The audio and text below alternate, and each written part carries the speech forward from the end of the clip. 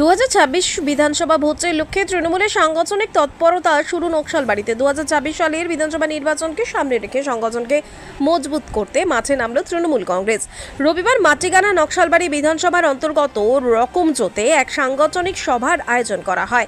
সভায় উপস্থিত ছিলেন শিলিগুড়ি মহকুমা পরিষদের সভাধিপতি অরুণ ঘোষ।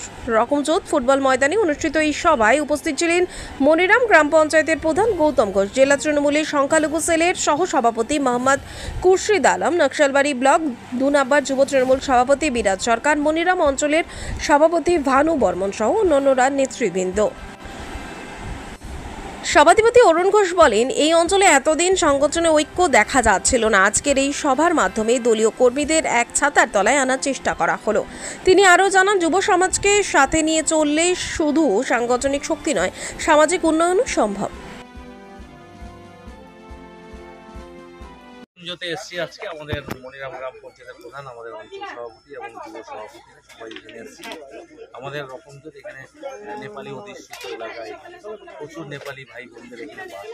আজকে নেপালি সম্প্রদায়ের লোক একটা ডিস্টেন্স ছিল আমাদের মধ্যে, যে আমরা এই রকমজোত একটা ছোটো জায়গার মধ্যে আমাদের তো বিভক্ত ছিল। আজকে সবাই একত্রিত হয়ে আমরা একটা মিটিং করলাম। মিটিং করে অনেক ইয়ং ছেলেরা আজকে এখানে আমাদের সাথে যোগদান করলেন। যোগদান বলতে যে জয়নিং না, এটা আমাদের মধ্যে আসলেন আর কি। আগে ছিল একটু ভুলবশত আমাদের ঠিকানা দূরে ছিল, এখন আবার পুনরায় আমাদের মধ্যে এসছে।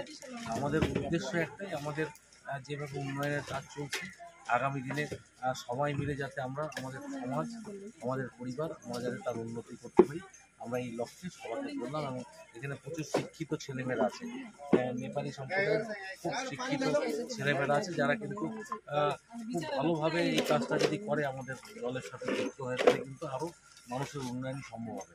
রাস্তাঘাট, ড্রেন এগুলো তো আছেই, পাশাপাশি মেডিকেলের সমস্যা বা হসপিটালের সমস্যা বা থানায় সমস্যা, এগুলো দেখার জন্য কিছু ভালো ছিল আমাদের মধ্যে থাকা দরকার। আমরা ওদেরকে পেয়েছি, আমরা সবাই খুশি। আগামী দিনে একসাথে মিলে আমাদের দলকে আমাদের দিকে ছাড়তে